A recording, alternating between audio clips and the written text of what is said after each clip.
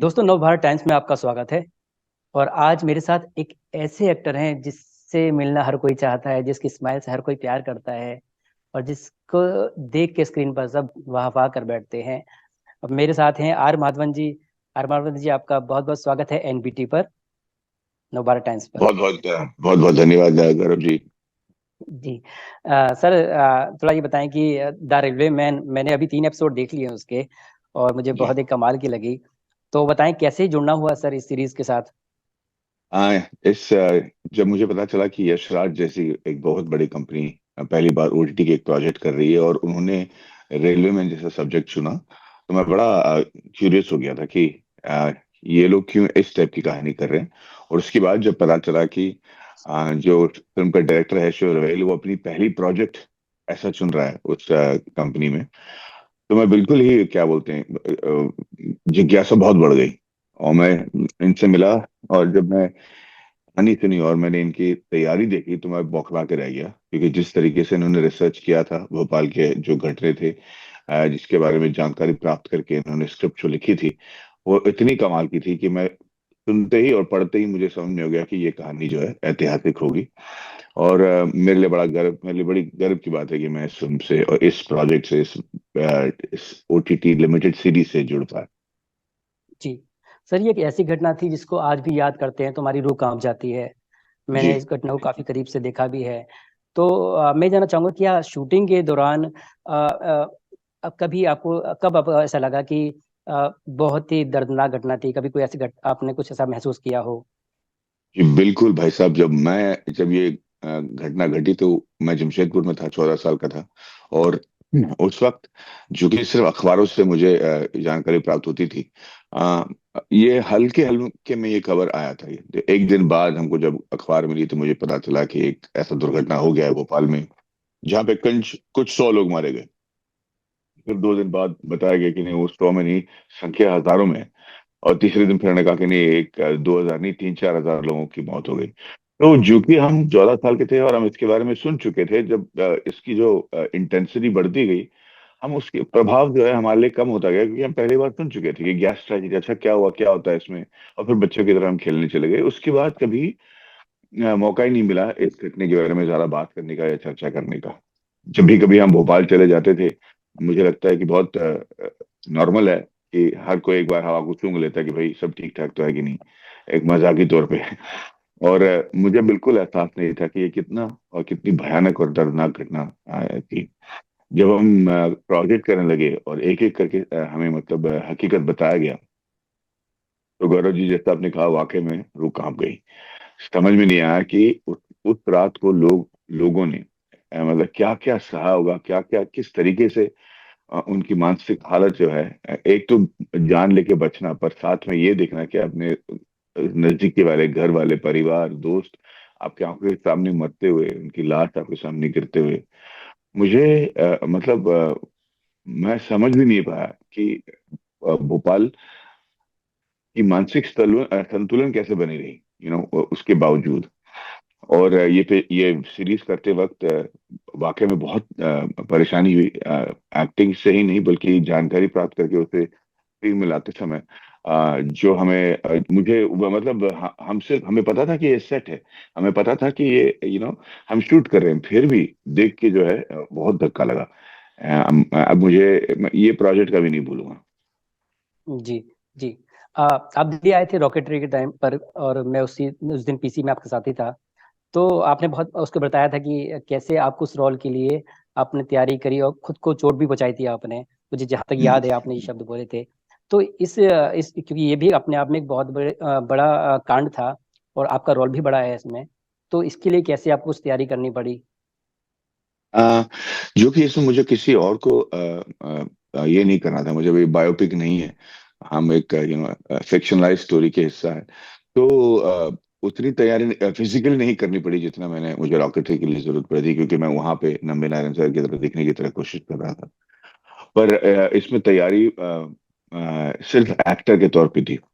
क्योंकि एक general manager railway का जो एक किरदार है, वो इन रेलवे लोगों को समझाने की कोशिश कर रहा है कि भोपाल में एक कांड हुई है और हम अपनी जान पर खेल के आ, उस वक्त जब लोग भोपाल छोड़ के भाग रहे हैं, हमें भोपाल की ओर बढ़ना चाहिए ताकि हम रेलवेमैन और लोगों की मदद कर पाए।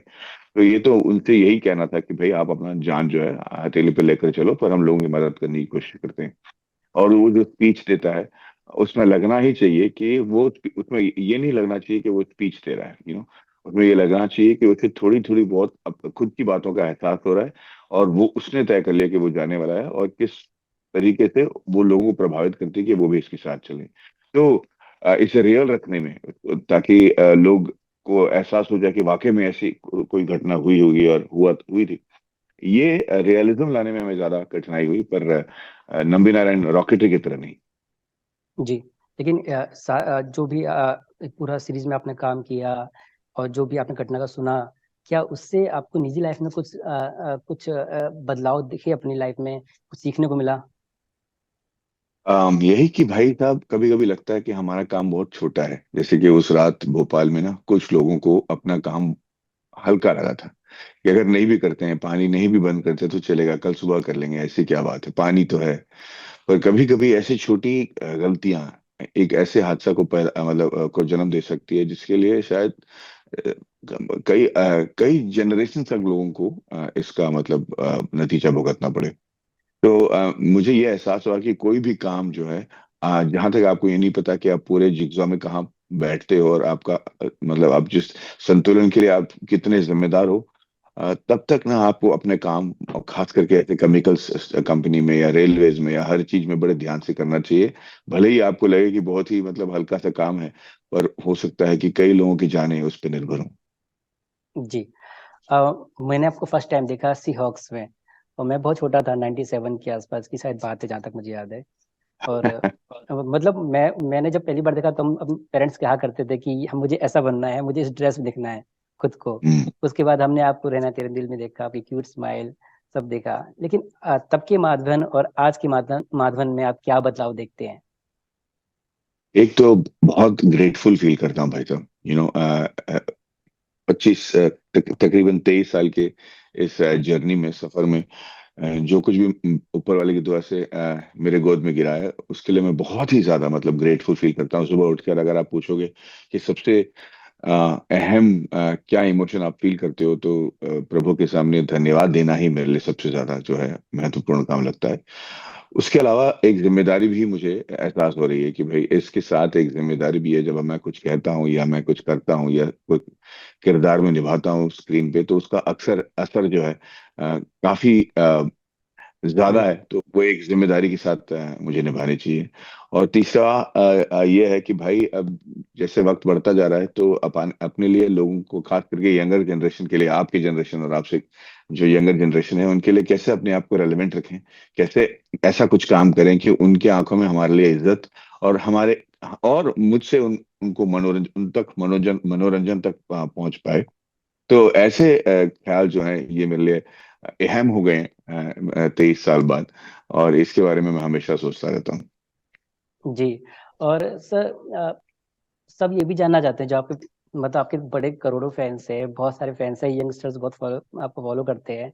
ये जानना चाहते हैं वो, कि वो मैडी जो बहुत रोमांटिक लगता नजर आते थे, और रहना दिल, खासकर रहना दिल में, क्या हम्म। कोई ऐसा आगे प्रोजेक्ट करने वाले हैं जहां उनका रोमांस हमें फिर देखने को मिल जाए? क्योंकि आज के दौर में भी सर, देखिए, अब ये कोई नहीं कह सकता कि एज बड़ा फैक्टर है। हमारे यहाँ तो खान हमारे इसका एग्जाम्पल है।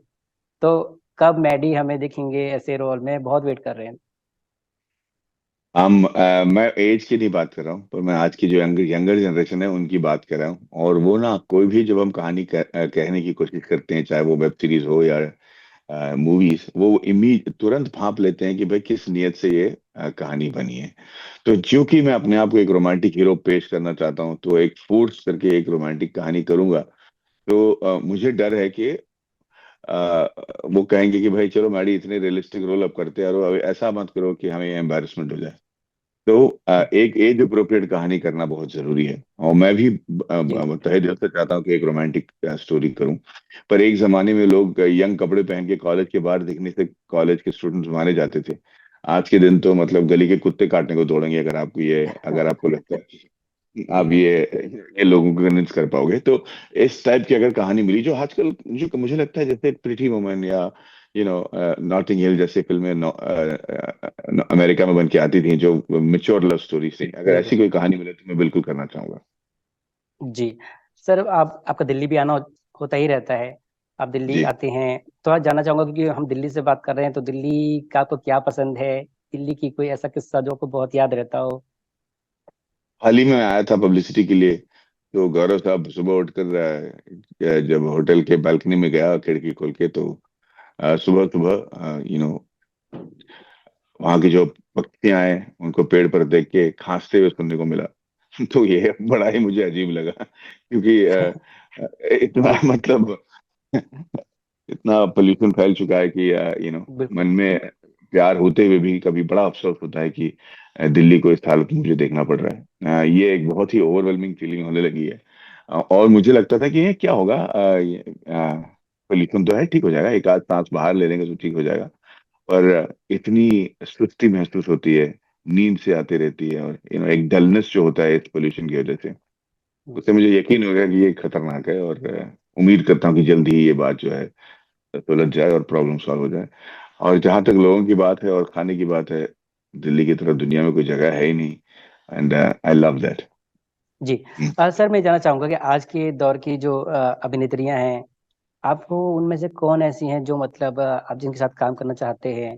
हालांकि सब आपके साथ ही काम करना चाहते हैं पहले, लेकिन क्या कोई ऐसी है अभिनेत्री जो आपको लगता है कि इनके साथ काम करना चाहिए? मैं हमेशा दीपिका का एक बड़ा फैन रहा हूँ। मुझे लगता है कि वो बहुत कमाल की परफॉर्मर हैं। आलिया भट्ट जी हैं, वो बहुत ही कमाल के किरदार निभाती हैं। तो पर कोई ऐसा कोई सब्जेक्ट या कहानी मिले तो that will be the that be something that I look forward to. जी माधव सर, मेरा लास्ट क्वेश्चन बहुत जरूरी है, क्योंकि ये लोगों को इंस्पायर करता है। और ये क्वेश्चन ये है कि एक एक पिता चाहते हैं कि उनका बेटा उनका नाम रोशन करे, जो कि आपका बेटा कर रहा है। और मैं जानना चाहता हूँ कि दोनों की जब जब घर पे होते हैं तो कैसी बॉन्डिंग होती है, दोनों एक दूसरे के काम से कैसे इंस्पायर होते हैं? ऐसे कई बातें हैं गौरव जी, जो मैं इसके बारे में बता सकता हूँ, पर एक अहम बात बता देता हूँ। मैंने बहुत पहले ही, जबकि वो 4 या 5 साल का था, उसी वक्त मैंने तय कर लिया था कि विराट को मैं एक मैच्योर एडल्ट की तरह ट्रीट करूंगा। जी उससे मैंने कभी बच्चे की तरह बात नहीं की, क्योंकि आजकल के जो बच्चे हैं वो उनमें इतनी जानकारी है कि वो कम से कम हमारे हमारे हद तक जो है पहुंच चुके हैं मेंटली बहुत जल्दी। तो बचपन से ही मैं उन्हें एक एडल्ट की तरह ट्रीट करता था। तो उससे मुझे बहुत फायदा हुआ, क्योंकि वो भी मुझे जो है उसी प्रकार की आदत देते हैं। आज हम दोस्त बन चुके हैं, एक दूसरे से कुछ भी बातें हम कर सकते हैं। तो ये जो हमारा मेरा डिसीजन था, ये बड़ा अच्छा रहा। मैं चाहूंगा कि हो सके तो लोग भी वही अपनाएं। अपने बच्चों को उतना बच्चा नहीं समझें, क्योंकि जिस रेट में ये लोग ग्रो हो रहे हैं, उसके जी साथ लगे रहना हमारे लिए बड़ा कठिन बात है। जी जी माधवन सर, आप बहुत बहुत शुक्रिया नवभारत टाइम्स से बात करने के लिए। Thank you so much. Thank you Gaurav ji. जय हिंद।